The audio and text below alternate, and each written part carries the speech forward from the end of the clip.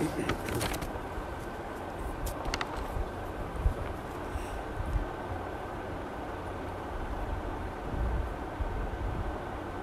للہ وکفا وسلام علی عبادہ الذین اصطفیٰ اما بعد فاعوذ باللہ من الشیطان الرجیم بسم اللہ الرحمن الرحیم لقد من اللہ علی المؤمنین اذ بعث فیہم رسولا من انفسہم یتلو علیہم آیاتہ ویزکیہم وَيُعَلِّمُهُمُ الْكِتَابَ وَالْحِكْمَةَ وَإِنْ كَانُوا مِنْ قَبْلُ لَفِي ضَلَالٍ مُبِينٍ قال النبي صلى الله عليه وسلم لا يؤمن أحدكم حتى أكون أحب إليه من ولده ووالده والناس أجمعين أو كما قال عليه الصلاة والتسليم رب اشرح لي صدري ويسر لي أمري واحلل عقدة من لساني يفقهوا قولي سبحانك لا علم لنا إلا ما علمتنا إنك أنت العليم الحكيم إن الله وملائكته يصلون على النبي يا أيها الذين آمنوا صلوا عليه وسلموا تسليما اللهم صل على محمد عبدك ورسولك وصل على المؤمنين والمؤمنات والمسلمين والمسلمات صدق الله العظيم وصدق رسوله النبي الكريم ونحن على ذلك لمن الشاهدين والشاكرين والحمد لله رب العالمين۔ توفیق الہی اپنے محبوب مرشد پاک کی برکت سے عشاء کی اس نشست میں حکیم الامت مجدد الملت حضرت تھانوی رحمۃ اللہ علیہ کی بہت ہی بابرکت تصنیف نشر الطیب فی ذکر النبی الحبیب صلی اللہ علیہ وسلم کا درس چل رہا ہے، اور اس نیت اور ارادے کے ساتھ کہ اللہ تعالیٰ اس ذکر حبیب کی برکت سے سارے عالم کو، ساری انسانیت کو اس کرونا وائرس سے اللہ نجات عطا فرمائے، اور ساری انسانیت کو اللہ امن، سلامتی اور عافیت عطا فرمائے۔ اور دوسری نیت اور ارادہ یہ ہے کہ اللہ ذکر حبیب صلی اللہ علیہ وسلم کی برکت سے اپنے حبیب کی سچی محبت، آپ کی اطاعت، آپ کی معیت اور اللہ آپ کی شفاعت ہم سب کو نصیب فرما دے۔ واقعہ معراج سے مجدد تھانوی رحمۃ اللہ علیہ نے کچھ اسباق بیان کیے یا آداب بیان کیے، تو اس پر بات چل رہی تھی کہ جو آپ صلی اللہ علیہ وسلم کو معراج میں واقعات پیش آئے تو اس سے زندگی گزارنے کے کچھ اصول ملتے ہیں۔ ان رہنما اصولوں کو حکیم الامت رحمۃ اللہ علیہ نے یہاں پر بیان کیا، اس پر گزشتہ کئی روز سے بات چل رہی ہے۔ تو ان آداب میں سے یہ بھی ہے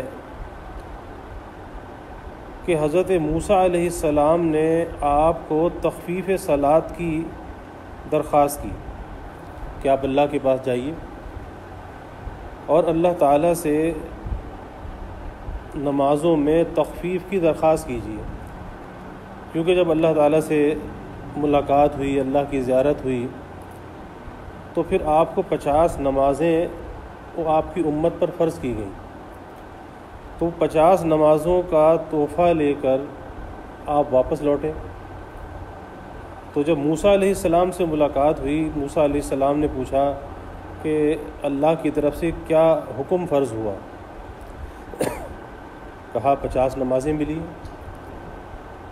تو عرض کیا کہ آپ اللہ تعالیٰ سے تخفیف کی درخواست کیجیے، کیونکہ آپ کی امت اس 50 نمازوں کی پابندی نہیں کر سکے گی، کیونکہ میں اپنی امت کا حال دیکھ چکا ہوں کہ میری امت پر 2 نمازیں فرض تھی، انہوں نے 2 نمازوں کی پابندی نہ کی، تو پھر یہ 50 نمازوں کی پابندی کیسے ہوگی؟ تو آپ تخفیف کی درخواست کیجیے۔ تو آپ صلی اللہ علیہ وسلم واپس تشریف لے گئے اب بعض روایات میں آتا ہے کہ 5 نمازیں کم ہوئیں، بعض جگہ آتا ہے کہ 10 نمازیں کم ہوئیں، اور آخری دفعہ میں 5 کم ہوئیں، تو 45 نمازیں معاف کر دی گئیں تعداد کے اعتبار سے۔ اور جب 5 نمازیں فرض ہوئیں تو اللہ تعالیٰ کی طرف سے آواز آئی کہ اجر کے اعتبار سے، ثواب کے اعتبار سے یہ 50 ہی ہیں، تعداد کے اعتبار سے 5 ہیں، کیونکہ ہمارے یہاں جب ایک چیز فرض کر دی جائے، اس کا ثواب مقرر کر دیا جائے، اس کے اندر کمی نہیں کی جاتی۔ تو تعداد میں تو کمی کر دی لیکن ثواب میں کمی نہیں کی۔ تو اس واقعہ سے حکیم الامت رحمۃ اللہ علیہ سبق بیان کرتے ہیں، اصول بیان فرماتے ہیں کہ موسیٰ علیہ السلام نے تخفیف صلاۃ کے بارے میں آپ کو مشورہ دیا کہ آپ تخفیف صلاۃ کی درخواست کیجیے۔ تو اس سے معلوم ہوا کہ نیک مشورہ دینا اور خیر خواہی کرنا امر مطلوب ہے۔ گو جس کو مشورہ دیا جائے وہ اپنے رتبے میں بڑا ہی ہو، کیونکہ آپ صلی اللہ علیہ وسلم تو تمام انبیاء کے سردار ہیں، تمام انبیاء کے سرتاج ہیں، اور موسیٰ علیہ السلام باوجود اس کے کہ آپ صلی اللہ علیہ وسلم بڑے ہیں رتبے اور مقام میں، موسیٰ علیہ السلام اپنے سے بڑے کو مشورہ دے رہے ہیں۔ تو 2 چیزیں یہاں سے پتہ چلی، ایک تو یہ کہ مشورہ دینا لیکن خیر خواہی کے ساتھ، کیونکہ بعض دفعہ ایسا ہوتا ہے کہ آدمی دوسرے کو مشورہ دیتا ہے لیکن اس مشورے کے اندر خیر خواہی شامل نہیں ہوتی، بلکہ اس مشورے کے اندر کوئی انتقام شامل ہوتا ہے کہ فلاں وقت اس نے ہمیں کوئی تکلیف پہنچائی تھی، کوئی بات اس کی ناگوار گزری تھی، تو اب اسے کوئی ایسا مشورہ دے دو تاکہ اس کا بدلہ نکل جائے۔ تو ایسے مشورے کے اندر خیر خواہی نہیں ہوتی بلکہ انتقام ہوتا ہے، اور ایسا انتقام یہ مشورہ کہلاتا بھی نہیں ہے۔ مشورہ وہ ہے جو خیر خواہی کے ساتھ ہو۔ خیر خواہی کسے کہتے ہیں؟ خیر خواہی اسے کہتے ہیں کہ اگر یہ کام میں خود کرتا تو کیسے کرتا، میں اپنی ذات کے لیے کیا پسند کرتا، تو جو میں اپنی ذات کے لیے پسند کرتا تو وہی مجھے اپنے بھائی کے لیے پسند کرنا چاہیے، اور جو چیز اپنے لیے پسند کرتا ہوں اس سے اس کو بھی آگاہ کرنا چاہیے کہ بھئی یہ چیز تمہارے لیے مفید ہے۔ تو پہلی چیز تو یہ پتہ چلی کہ خیر خواہی کے ساتھ مشورہ دینا یہ انبیاء کی سنت ہے، مشورہ لینا بھی، مشورہ دینا بھی انبیاء کی سنت ہے، اور مشورے کے اندر بڑی خیر ہے۔ اور دوسری بات یہ پتہ چلی کہ جس کو مشورہ دیا جا رہا ہے، اب وہ چاہے رتبے میں اپنے سے بڑا ہی کیوں نہ ہو، اسے مشورہ دینا چاہیے۔ اگر کوئی مشورہ طلب کر رہا ہے تو خیر خواہی کے ساتھ مشورہ دینا چاہیے، اور اگر کوئی ایسا امر درپیش ہے، کوئی کام درپیش ہے، اور اگر کوئی مشورہ نہیں بھی لیا جا رہا، کیونکہ حضور صلی اللہ علیہ وسلم سے تو پوچھا کہ کتنی نمازیں فرض ہوئیں، جب آپ نے بتایا کہ اتنی 50 فرض ہوئیں، تو اس پر یہ کہا کہ میرا مشورہ یہ ہے، آپ تخفیف کی درخواست کیجیے۔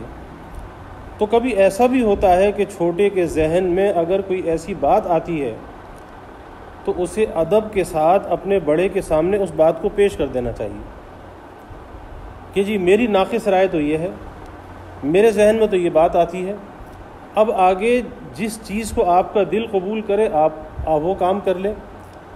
تو ممکن ہے کہ اس چھوٹے کی بات کے اندر خیر ہو۔ اب یہاں پر 2 باتیں ہیں، ایک بات تو یہ ہے کہ مشورہ دینے والا صرف مشورہ دے۔ آج کیا ہوتا ہے کہ وہ مشورہ کم ہوتا ہے، حکم زیادہ ہوتا ہے۔ مشورے کی حیثیت الگ ہے اور حکم کی حیثیت الگ ہے۔ حکم تو یہ ہے کہ کوئی آرڈر کے ساتھ کوئی کام کروانا کہ بس یہ کام کرو، تو یہ مشورہ نہیں ہے، بلکہ جیسے قرآن میں آتا ہے وہ آپ صلی اللہ علیہ وسلم سے کہا گیا وَشَاوِرْهُمْ فِي الْأَمْرِ فَإِذَا عَزَمْتَ فَتَوَكَّلْ عَلَى اللَّهِ، کہ آپ مشورہ کیجئے، اب اس مشورے کے بعد جب آپ کی رائے جس طرف ہو جائے پھر اللہ پر بھروسہ کر کے عمل کیجئے۔ تو آج ہوتا کیا ہے؟ آج ہوتا یہ ہے کہ چونکہ مشورے کے آداب ہمیں معلوم نہیں ہیں، اس لیے بس ہم یہ چاہتے ہیں کہ جو ہم نے بات کہی ہے بس وہی بات ہونی چاہیے، اسی بات کو مان لیا جائے، اور اگر اس کے مشورے کو نہ مانا جائے، جس کو مشورہ دیا جا رہا ہے اس رائے کو وہ صائب نہیں سمجھتا، قابل قبول نہیں سمجھتا، اور اس کی رائے کو وہ چھوڑ دیتا ہے، تو وہ سامنے والا ناراض ہو جاتا ہے، کہتا ہے جی دیکھو ہم نے تو مشورہ دیا تھا اور ہمارے مشورے کو قبول نہیں کیا۔ تو آپ نے جو مشورہ دیا آپ کو مشورہ دینے کا ثواب مل گیا، اور آپ کے مشورے کی جو برکت ہے، خیر خواہی کی جو برکت ہے، آپ کے خلوص کی جو برکت ہے اس مشورے میں شامل ہو گئی۔ اب اس خلوص کی برکت سے اللہ جو بھی راستہ نکال دے، جو بھی بات دل میں ڈال دے، لیکن اس کی برکت اس کے اندر شامل ہو گئی، تو اب ہمیں اخلاص پر ہی قائم رہنا چاہیے، اس نفسانیت کے اندر مبتلا نہیں ہونا چاہیے کہ لو جی ہماری بات تو مانی نہیں، تو ہماری بات پہ تو عمل کیا نہیں، تو پھر مشورہ کیا کیوں تھا، پھر ہم سے پوچھا کیوں تھا۔ تو یہ بات برا ماننے کی بات نہیں ہے، بلکہ مشورہ دے کر ایک طرف ہو جانا چاہیے، اب اس کی مرضی آزادی کے ساتھ فیصلہ کر لے، جس چیز کو قبول کرے، ایک بات کو مانے دوسری بات کو مانے، لیکن آپ کو ثواب بھی مل گیا اور آپ کے مشورے کی برکت اس کے اندر شامل ہو گئی، آپ کے خلوص کی برکت شامل ہو گئی، بس اتنا ہی کافی ہے۔ اب دوسری بات یہ کہ جس نے مشورہ لیا ہے اب اسے یہ چاہیے کہ پہلے اچھی طرح سے اس بات کو سوچ لے کہ اس مشورے پر عمل کرنا میرے لیے کتنا مفید ہے، کتنا مضر ہے، کیونکہ کسی بھی کام کے دو پہلو ہوتے ہیں، ایک اس کا مثبت پہلو ہوتا ہے، ایک اس کا منفی پہلو ہوتا ہے۔ اب جہاں اس کے مثبت پہلو کو سوچنا چاہیے وہاں پر اس کے منفی پہلو کو بھی سوچنا چاہیے کہ اگر ایسا نہ ہوا اور ایسا ہوا تو کیا ہوگا، اس منفی پہلو کے جو نتائج ہوں گے کیا اس کا تحمل ہو سکتا ہے، تو دونوں طرف کو سوچنا چاہیے۔ پھر اس کے بعد جس طرف دل مائل ہو جائے اور اللہ سے دعا بھی کرنی چاہیے۔ استخارہ کس لیے ہے؟ استخارہ اسی لیے ہے کہ استخارہ کیا ہے، اللہ تعالیٰ سے مشورہ کرنا ہے، کہ اس استخارے کے بعد جب طبیعت جس طرف مائل ہو جائے بس پھر اللہ کے بھروسے اس کام کو کر لینا چاہیے، پھر اللہ تعالیٰ اسے برکت عطا فرماتا ہے، پھر تذبذب کا شکار نہیں رہنا چاہیے۔ لیکن ایک یہاں پر یہ بات بھی ہے کہ جب آپ کو کسی نے مشورہ دیا، اب اس مشورہ دینے والے کا مشورہ تھا، اس کا آپ پر دباؤ نہیں تھا کہ اس کے مشورے کو آپ قبول کریں۔ اگر اس کے مشورے پر آپ نے عمل کیا ہے تو اپنے دل کی خوشی سے عمل کیا ہے، دل کی خوشی سے کیا ہے، تو اس لیے اب اس کے اچھے اور برے نتائج کے لیے بھی خود تیار رہنا چاہیے۔ اچھے بھی نتائج ہو سکتے ہیں اور اس کے اندر کچھ خرابی بھی آ سکتی ہے، اس کے نتائج کچھ برے بھی ہو سکتے ہیں۔ ہوتا کیا ہے کہ جب اچھے نتائج ہو گئے، اس مشورے کے بعد کوئی اچھے نتائج ملے تو اس میں تو آدمی اپنی واہ واہ کرنے لگتا ہے کہ جی دیکھو میں نے ایسا کر لیا اور یہ فائدہ ہو گیا، یہ کامیابی حاصل ہو گئی۔ اور اگر اللہ نہ کرے اس کے اندر کوئی نقصان ہو گیا، کوئی کام بگڑ گیا، کوئی خرابی آ گئی، تو پھر کیا کہتا ہے جی لو جی فلانے سے مشورہ کیا تھا، فلانے کی بات کو مانا تھا، اب اس کی بات کو مانا تھا تو یہ مصیبت کھڑی ہو گئی، فلانے سے پوچھ کر رشتہ کیا تھا، اب اس سے پوچھ کر رشتہ کیا تھا، ہمیں کیا پتا تھا کہ یہ لڑکی ایسی ہوگی یا لڑکا ایسا ہوگا، بس ہم تو فلانے کے کہنے میں آ گئے۔ تو اب یہ کسی کو الزام نہیں دینا چاہیے، مورد الزام نہیں ٹھہرانا چاہیے، بلکہ اب اس کے نفع اور نقصان کے لیے، منفعت اور مضرت کے لیے اب خود تیار رہنا چاہیے اور اس کے نتائج کو خود بھگتنا چاہیے، نہ یہ کہ آدمی دوسروں پر الزام تراشی شروع کر دے۔ اس لیے آج دونوں طرف سے افراط و تفریط ہے، مشورہ دینے میں بھی اور مشورہ لینے کے اندر بھی، اور یہ ساری خرابیاں ہیں جو میں نے عرض کی۔ ورنہ مشورہ تو ایک بڑا نیک عمل ہے۔ اللہ تعالیٰ جب رسول اللہ صلی اللہ علیہ وسلم کو فرما رہے ہیں کہ آپ صلی اللہ علیہ وسلم سے بڑھ کر کس کی رائے کامل ہوگی، کس کی رائے صائب ہوگی، لیکن آپ سے کہا جا رہا ہے وَشَاوِرْهُمْ فِي الْأَمْرِ، کہ آپ اپنے کاموں کے اندر مشورہ کیجیے۔ تو پتہ یہ چلا کہ مشورہ کرنا چاہیے، اور مشورہ کرنے کے لیے کسی عمر کی کوئی قید نہیں ہے۔ مشورہ اپنے بڑوں سے بھی ہو سکتا ہے، مشورہ اپنے ہم عمر سے بھی ہو سکتا ہے، اور مشورہ اپنے چھوٹوں سے بھی ہو سکتا ہے۔ اور اپنے گھر کے ماحول کے اندر اپنے چھوٹوں کو اپنے کاموں میں، اپنے مشوروں میں شامل کرنا چاہیے۔ اس سے کیا ہوتا ہے؟ اس سے دو فائدے ہوتے ہیں۔ اس سے ایک فائدہ تو یہ ہوتا ہے کہ جب ہم اپنے چھوٹے کو ہم اپنے کاموں میں شامل کرتے ہیں، مشورے میں شامل کرتے ہیں، تو انہیں اس بات کا احساس ہوتا ہے کہ ہاں کچھ ہمیں بھی اہمیت دی جاتی ہے، گھر میں ہمیں نظر انداز نہیں کیا جاتا۔ ورنہ بعض گھروں کے اندر یہ ہوتا ہے کہ بچے اس احساس کمتری کا، احساس محرومی کا شکار ہوتے ہیں کہ جی ہمیں تو گھر میں اہمیت ہی کوئی نہیں ملتی، ہمیں تو گھر میں کوئی پوچھتا نہیں ہے، بس ہمارے ساتھ تو ڈانٹ ڈپٹ کا برتاؤ ہوتا ہے، ہم سے کوئی مشورہ ہی نہیں لیتا۔ تو پہلی چیز تو یہ ہے کہ نفسیاتی طور پر یہ چیز بچے کو مضبوط کرتی ہے، کیا ہمارا بڑا ہمیں کچھ سمجھتا ہے اور ہم سے وہ مشورہ کرتا ہے، تو اس کے اندر ایک اچھی چیز پیدا ہوتی ہے، اچھے جذبات پیدا ہوتے ہیں، اچھے احساسات پیدا ہوتے ہیں۔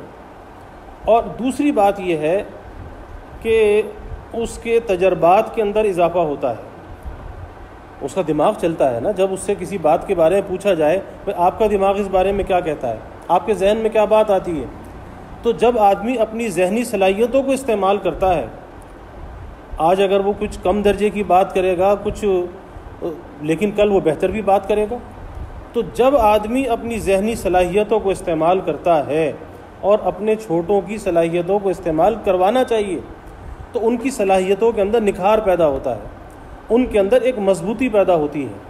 اس لیے ضروری ہے کہ اپنے چھوٹوں کو اپنے کاموں میں، جیسے آج کل کہتے ہیں نا انگریزی میں، آن بورڈ لینا چاہیے، آن بورڈ یعنی اپنے ساتھ ان کو شریک رکھنا چاہیے، تاکہ یہ احساس ہی پیدا نہ ہو۔ آج بہت سی جگہ پر یہ بات موجود ہے کہ والد اور اولاد کے درمیان ایک ایسی خلیج حائل ہو جاتی ہے، اور اس کی وجہ یہی ہے کہ اس کے ذہن میں، اولاد کے ذہن میں یہ بات ہوتی ہے کہ ہمیں تو کوئی پوچھتا ہی نہیں ہے، ڈانٹ ڈپٹ زیادہ ہے لیکن پیار محبت شفقت کم ہے، مشوروں کے اندر شریک کرنا کم ہے۔ اس لیے اپنے چھوٹوں پر ازراہ شفقت، ازراہ تربیت، انہیں اپنے مشوروں کے اندر شامل کرنا چاہیے، محض اس وجہ سے انہیں رد نہیں کرنا چاہیے، یہ تو چھوٹا ہے، اس کو کیا پتہ، ابھی اس کی عمر ہی کیا ہے، ارے بھائی ابھی سے وہ نہیں سیکھے گا تو کب سیکھے گا۔ اور کبھی اللہ تعالیٰ چھوٹے کے ذہن میں کوئی ایسی بات ڈال دیتے ہیں، اس کی زبان سے کوئی ایسی بات کہلوا دیتے ہیں کہ جو بڑے کے وہم و گمان میں بھی نہیں ہوتی، کوئی ایسا لفظ، کوئی ایسی بات زبان سے نکل جاتی ہے کہ جس سے وہ گرہ کھل جاتی ہے اور ایک راستہ واضح نظر آنے لگتا ہے کہ ہاں اس راستے پر چل پڑو، یہ کام کر لو۔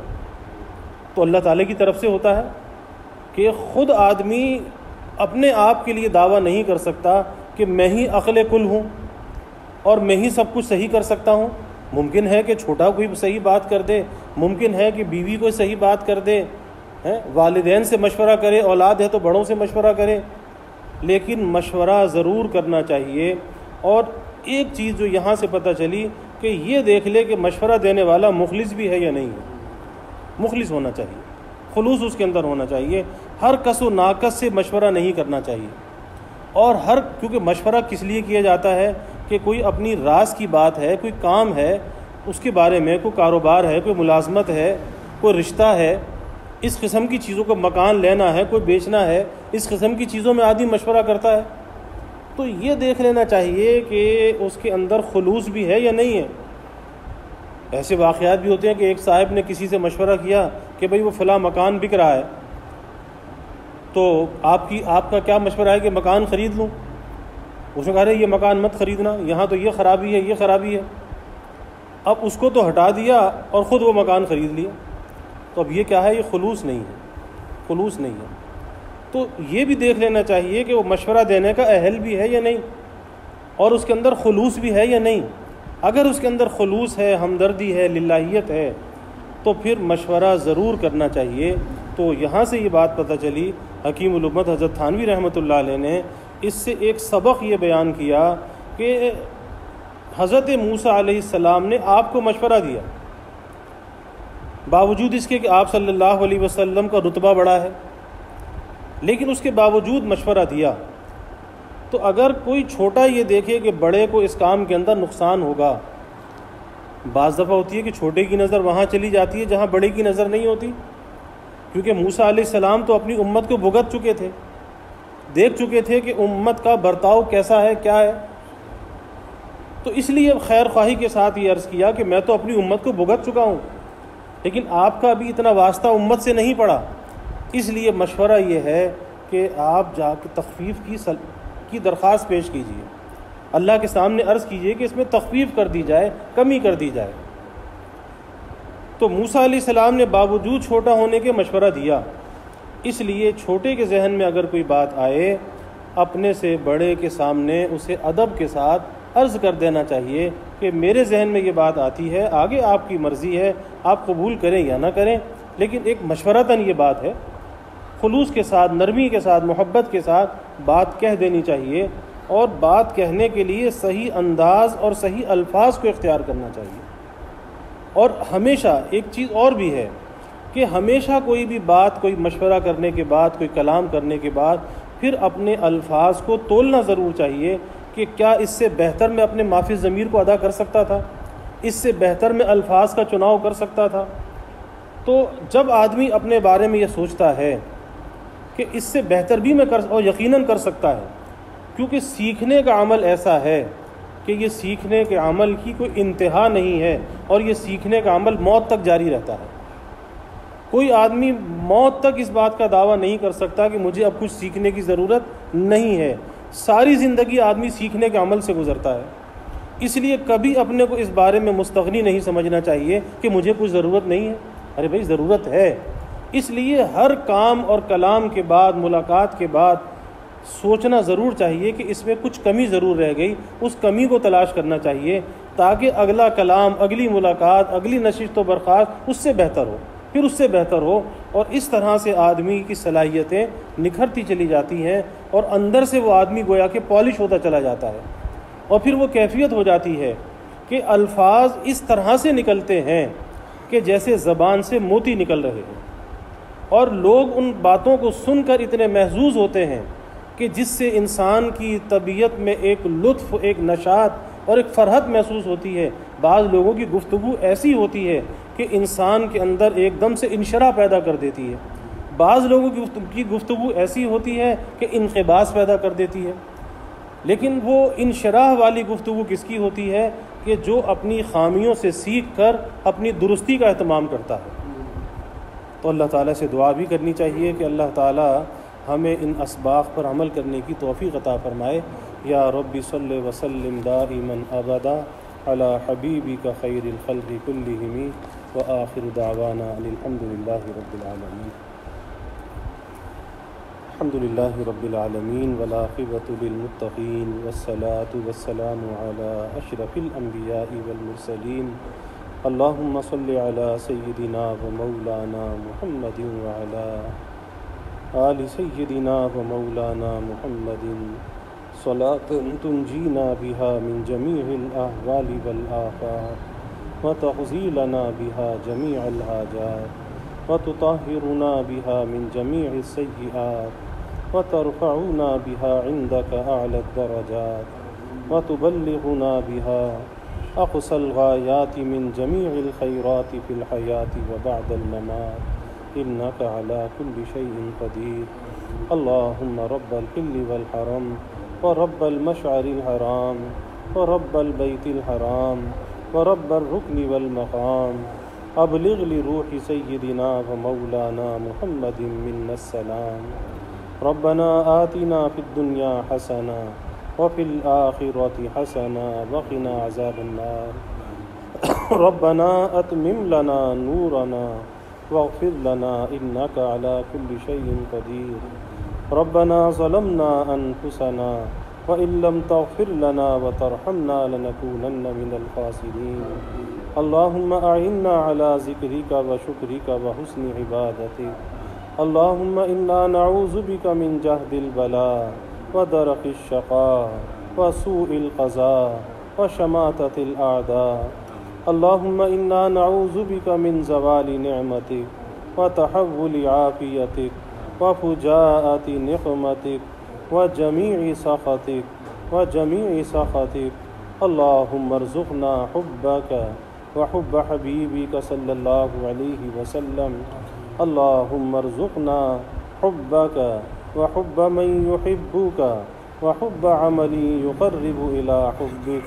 اللهم ارزقنا شهادة في سبيلك واجعل موتنا ببلد رسولك. یا اللہ یا رحمان یا رحیم یا کریم یا ارحم الراحمین یا اکرم الاکرمین. یا اللہ ہمارے گناہوں کو معاف فرما.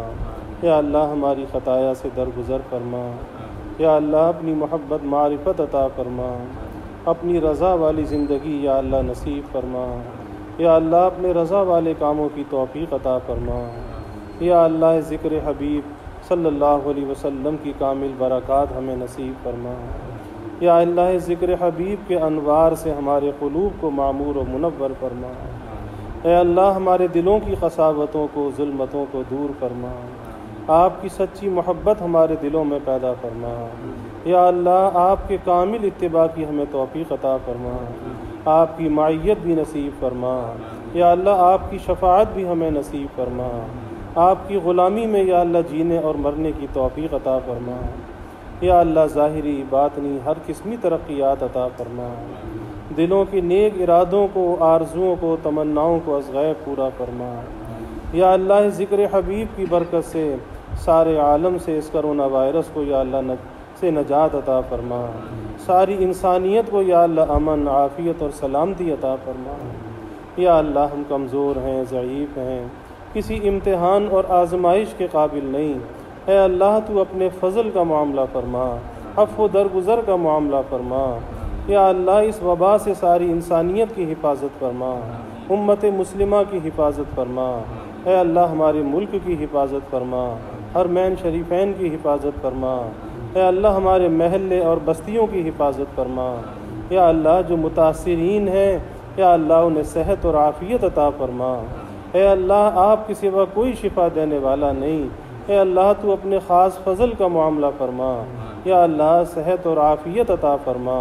یا اللہ جو اسپتالوں میں یا اللہ بیمار ہیں انہیں بھی صحت عطا فرما. یا اللہ بعض لوگ ICU میں ہیں یا اللہ بعض وینٹیلیٹر پر ہیں. اے اللہ تو اپنے فضل کا معاملہ فرما. سب کو زندگی کی خوشیاں عطا فرما. راحتیں عطا فرما. ہر محتاجی معذوری سے بچا. ہر پریشانی سے بچا. بڑوں کا سایہ چھوٹوں پر قائم اور دائم فرما. سب کے والدین کی صحت میں عمر میں افزونی فرما. اپنے بڑوں کی قدردانی نصیب فرما. اے اللہ یا اللہ سارے عالم کو اس سے نجات عطا فرما. ہمارے چھوٹے چھوٹے بچوں کی حفاظت فرما. ہمارے نوجوانوں کی حفاظت فرما. ہمارے بوڑھوں کی حفاظت فرما. اے اللہ ہماری خواتین کی حفاظت فرما. ہر جانب سے یا اللہ حفاظت فرما. اپنی مدد اور نصرت کو ہمارے شامل حال فرما. اے اللہ ہم نہیں بچ سکتے. ہم اپنی حفاظت نہیں کر سکتے. اے اللہ ہم قدم قدم پر تیری مدد کے محتاج ہیں. یا اللہ تجھ ہی سے ہم عافیت اور سلامتی کو طلب کرتے ہیں. اے اللہ تو ہم سب کی حفاظت فرما. سارے عالم کی حفاظت فرما. اس کے نقصانات سے بچا. اس کے مضر اثرات سے بچا. اس وبا کو پھیلنے سے بچا. یا اللہ اپنی رحمتوں کا نزول فرما. راحتوں کا نزول فرما. یا اللہ اس ماہ مقدس کی کامل برکات ہمیں نصیب فرما. یا اللہ جو کچھ بھی توفیقات ملی یا اللہ آپ نے روزے رکھوائے تراویح پڑھوائی یا اللہ تلاوت کی توفیق عطا فرمائی. یا اللہ ہم تو کچھ نہیں کر سکتے تھے. یا اللہ آپ نے فضل فرمایا. یا اللہ ان توفیقات کو آئندہ بھی ہمارے شامل حال فرما.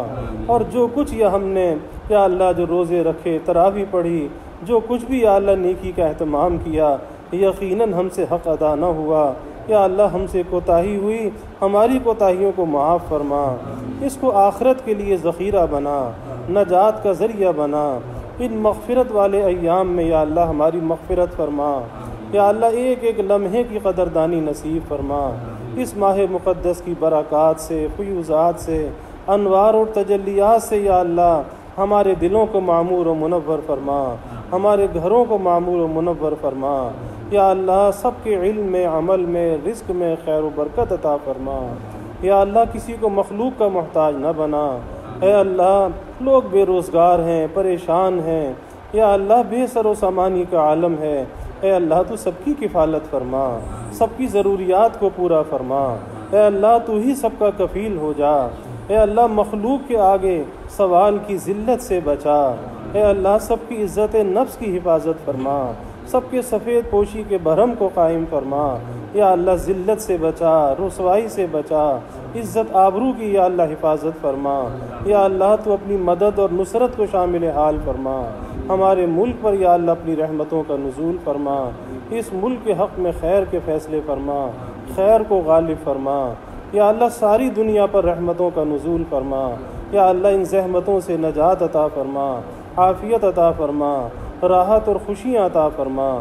ربنا تقبل منا انك انت السميع العليم وتب علينا انك انت التواب الرحيم وجزى الله عنا محمدا صلى الله عليه وسلم ما هو أهله سبحان ربك رب العزة عما يصفون وسلام على المرسلين والحمد لله رب العالمين آمين آمين برحمتك يا